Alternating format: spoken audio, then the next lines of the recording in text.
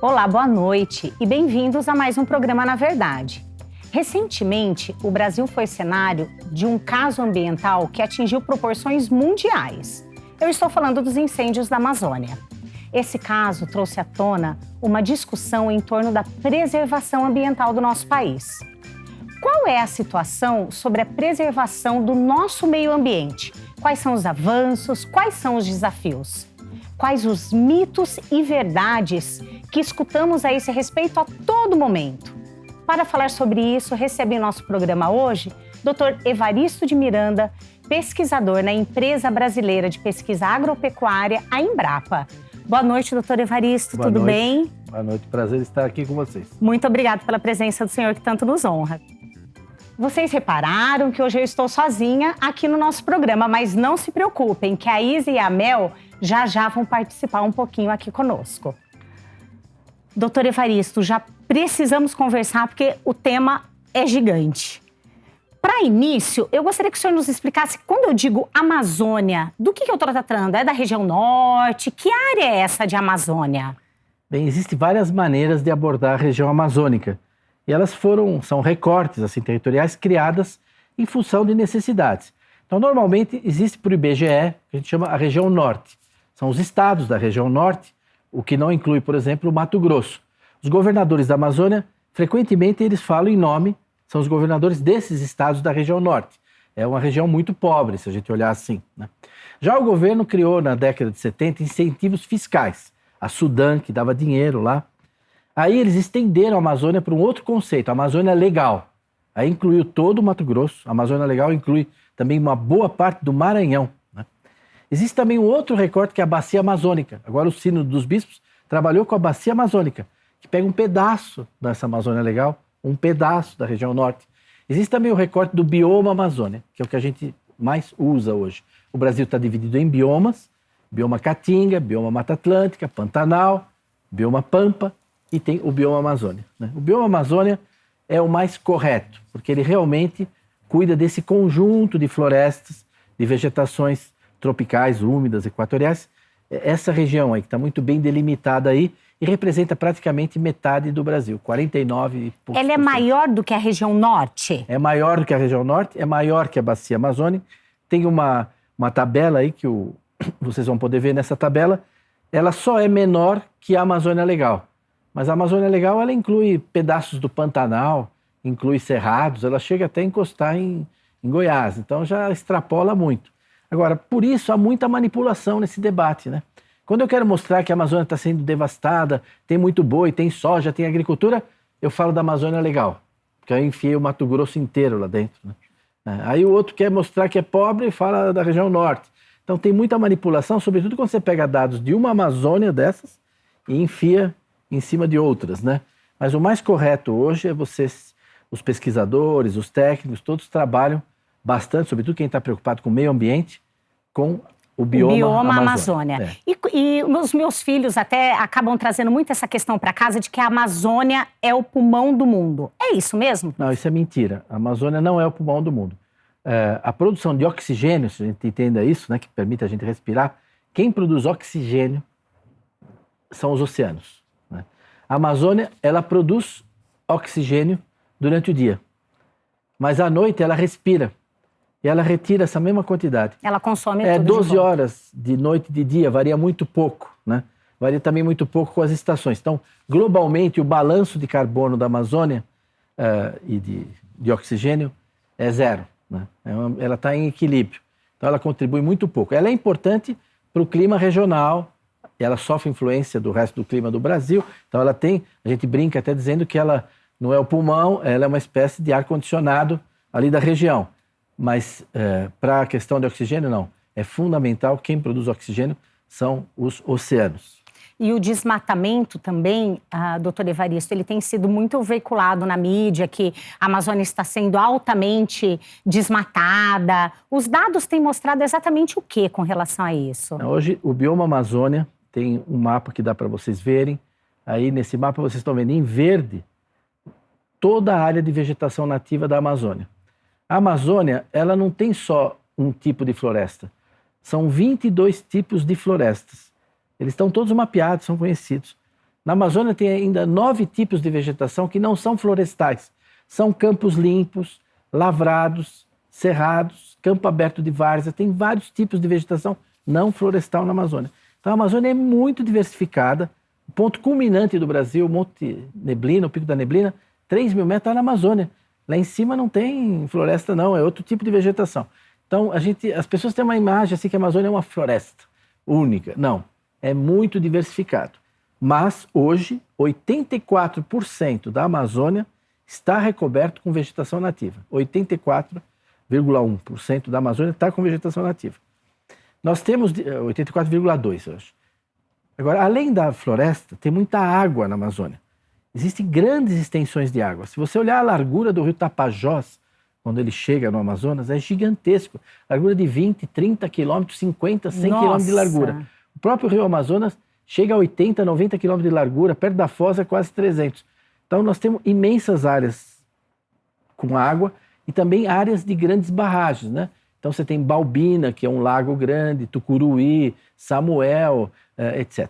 Então a água hoje, essa grande água, não dos riachinhos, dos riozinhos, de rios não, é dos grandes mesmo, é 2% da Amazônia. Além daqueles 84%. Então quando você soma 86,2% da Amazônia hoje, é natureza, ou é água ou é vegetação.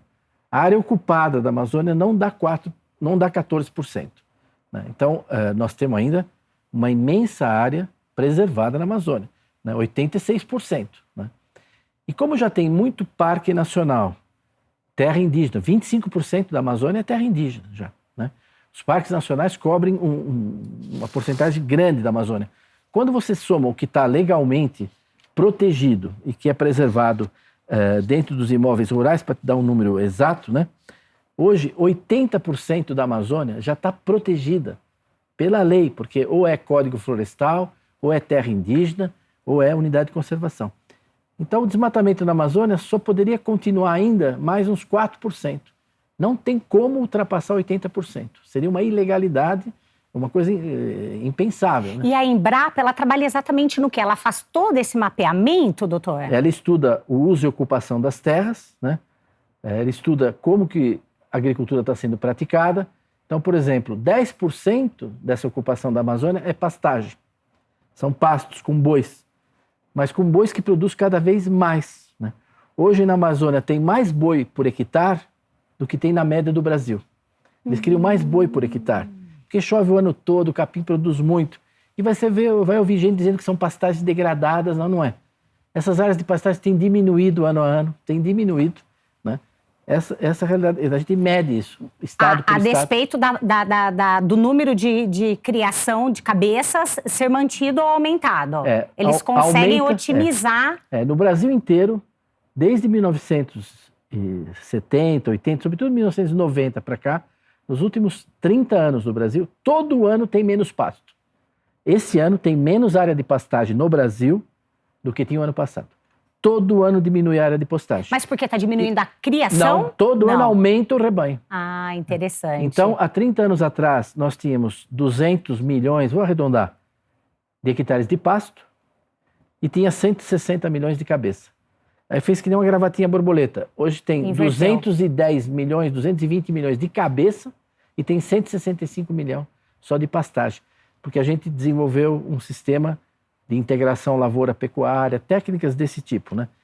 Agora, a agricultura mesmo na Amazônia é só 2% da área que é cultivada. E o duro que a gente vê na mídia, a forma como é veiculado, né? Eu tenho certeza que as pessoas em casa devem estar pensando, mas como assim? Não é isso que tem aparecido para nós, né? A sensação que dá quando nós lemos nos grandes noticiários, os grandes veículos da imprensa, é que a Amazônia está sendo completamente desmatada, estão acabando com toda a floresta nativa. Então, quando o senhor me diz que 86% dela está absolutamente preservada, não corresponde àquilo que é veiculado. Por que não é mostrado isso pela grande porque mídia? Hoje nós temos uma polarização política muito grande, né? Existe um contexto difícil mesmo no tratamento da informação. Então, hoje você não apresenta dados, você não apresenta números, você apresenta narrativas.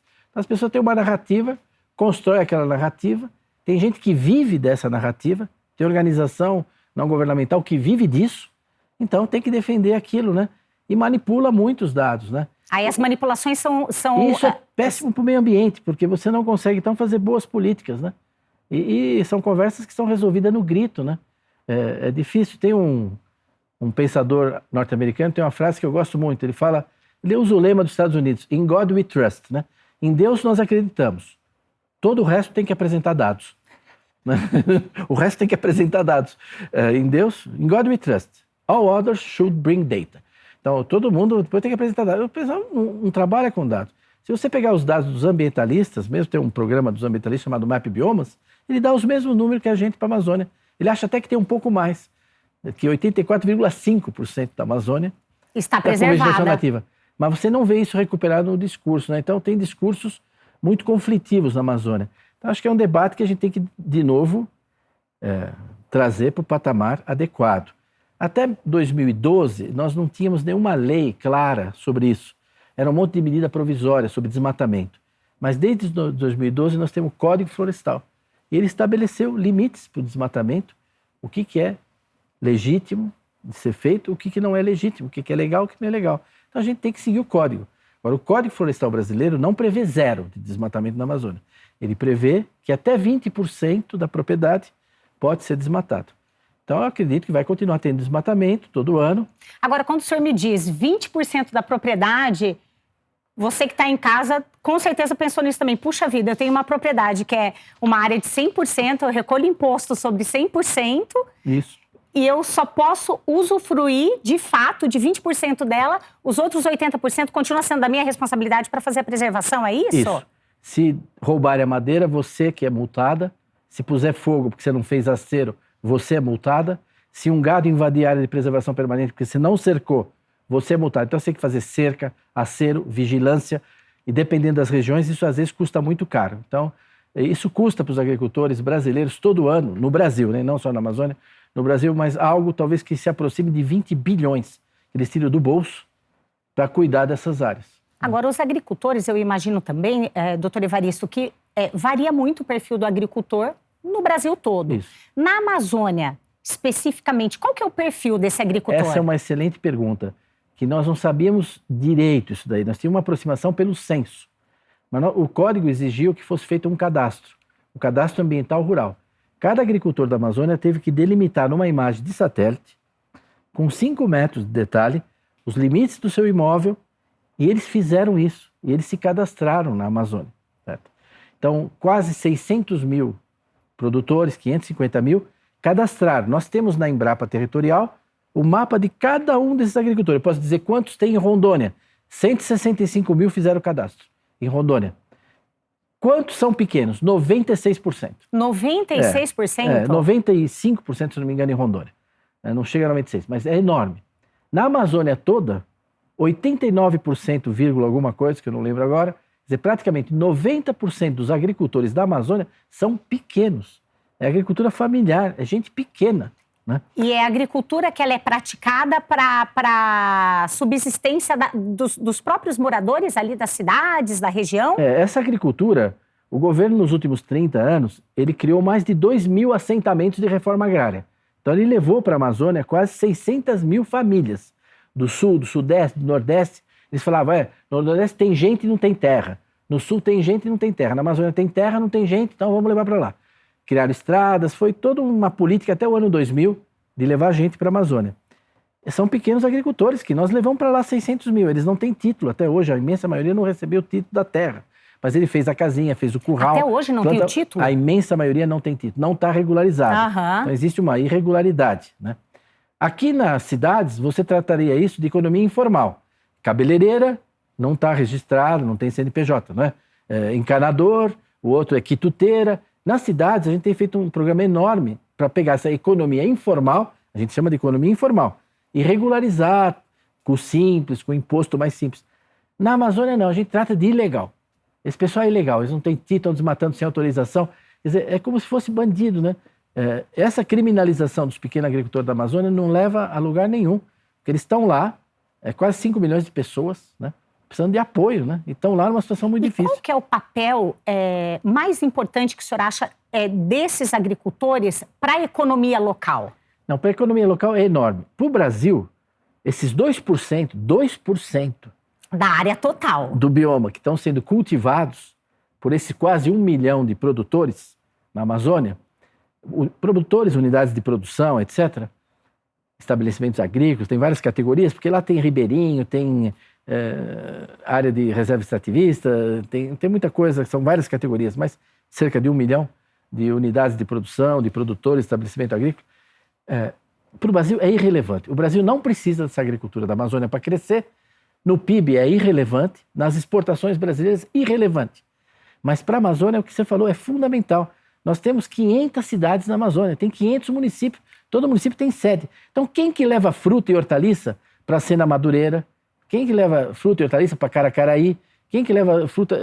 Então você tem um número enorme, Machadinho do Oeste, Ouro Preto, essas cidades, quem fornece fruta, hortaliça, ovos, frango, comida, são eles, são os pequenos.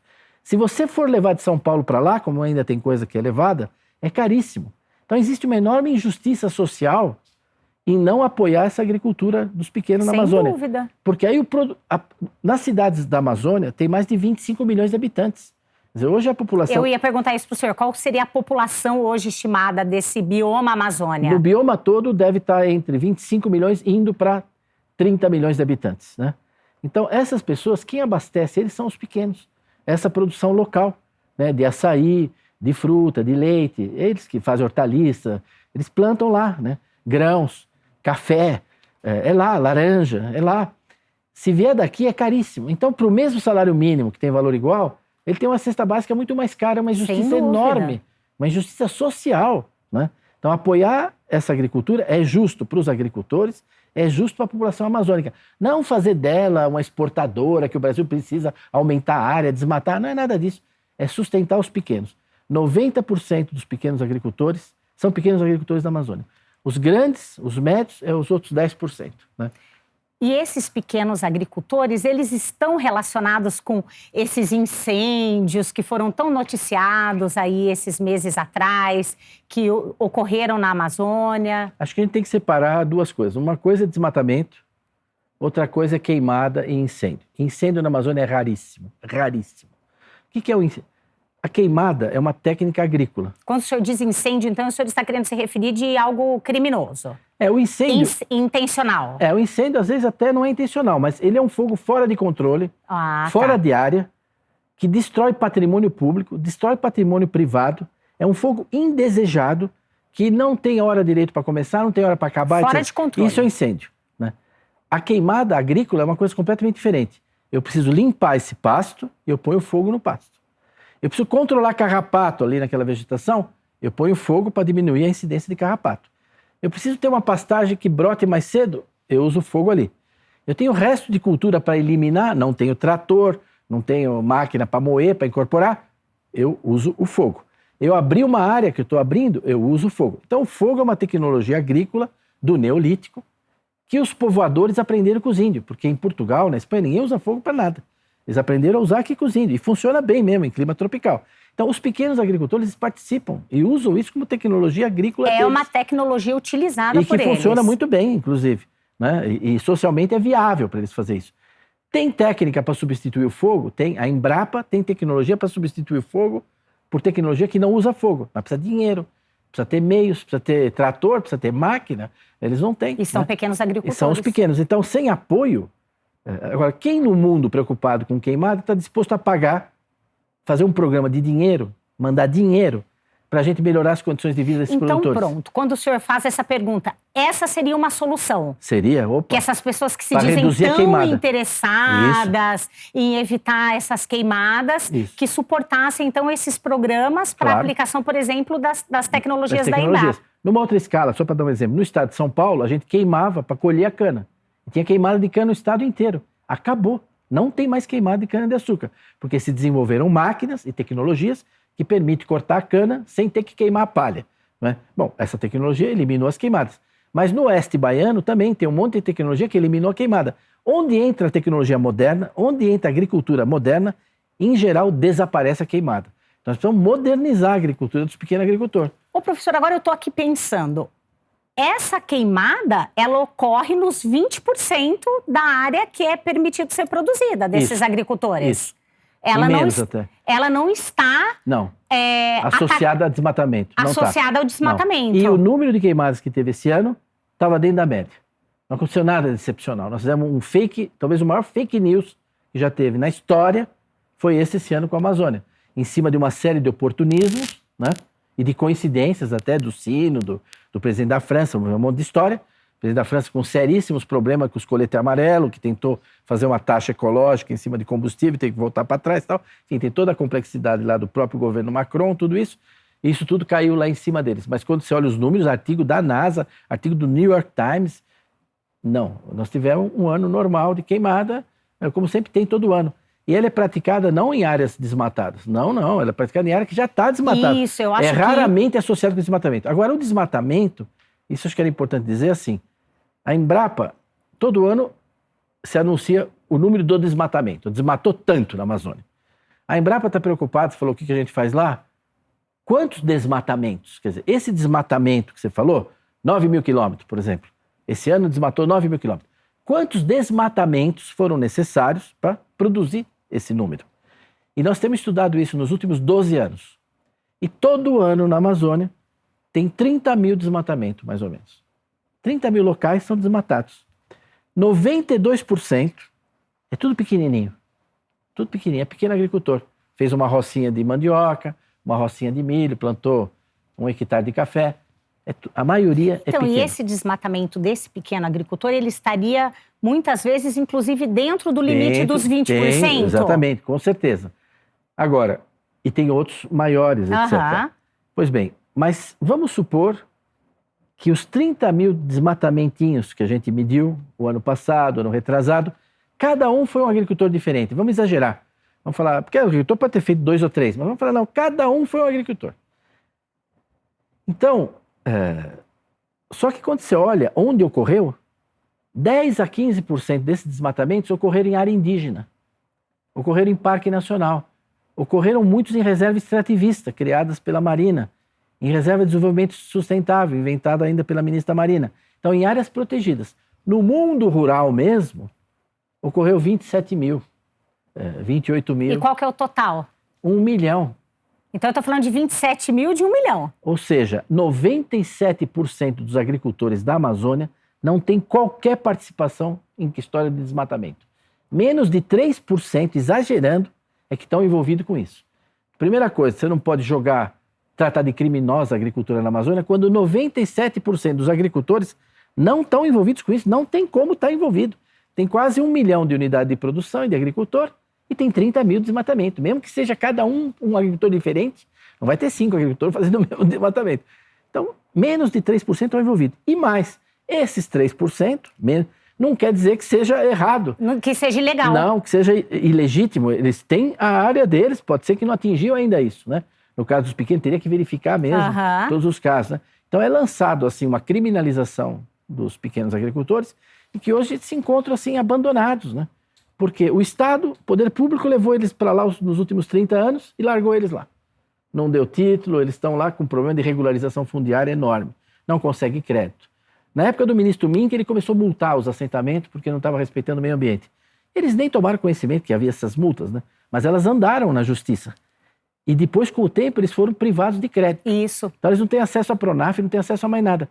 Então, você jogou o cara pobre lá no fundo do poço e está falando que ele tem que sair de lá sozinho e sustentável ainda, né?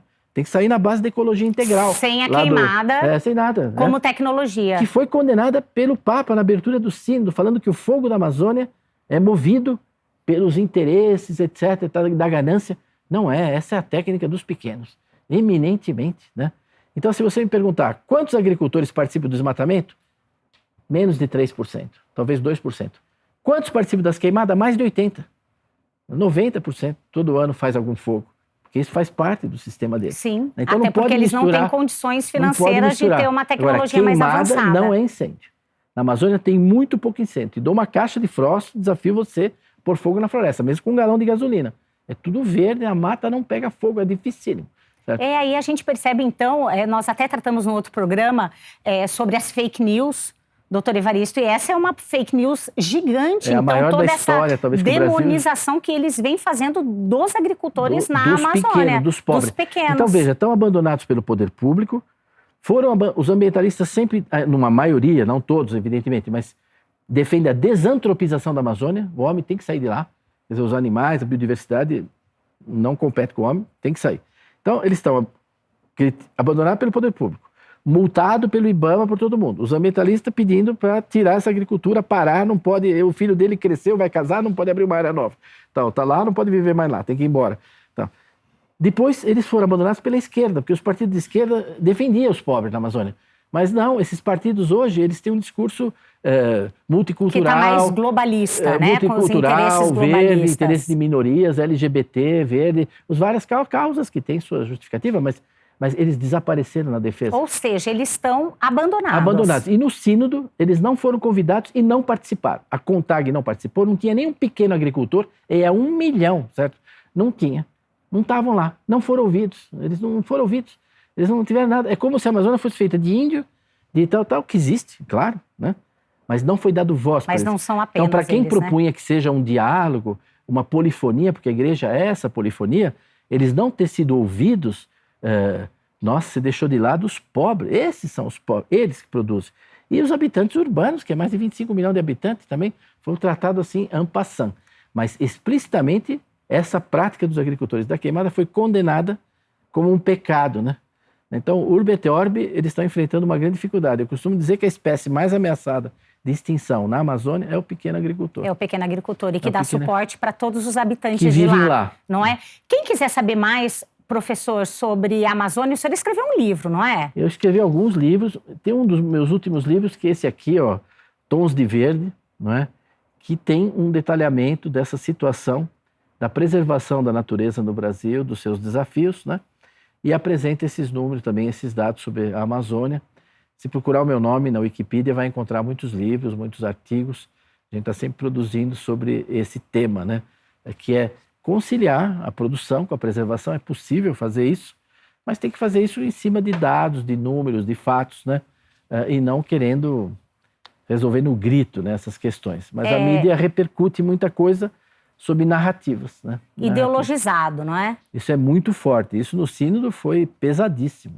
E nós temos que ficar muito atentos. Nós sempre tratamos aqui no programa da questão da verdade. É o programa Na Verdade.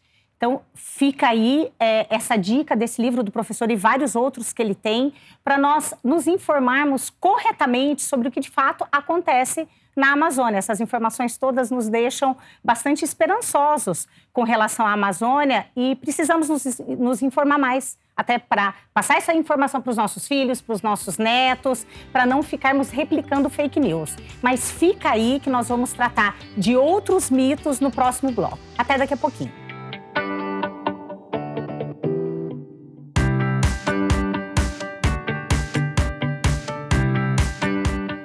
Olá, pessoal! Eu dei uma passadinha aqui na gravação do Na Verdade para contar para vocês uma novidade na minha vida, né? Eu estou vivendo, eu e meu marido, os melhores dias que a gente poderia viver, porque a nossa bebezinha, a Clara, ela nasceu, é uma linda, uma fofa, eu estou apaixonada por ela. Então, eu não pude participar, né, desse programa, mas logo, logo a gente vai se ver com muitas novidades e até breve!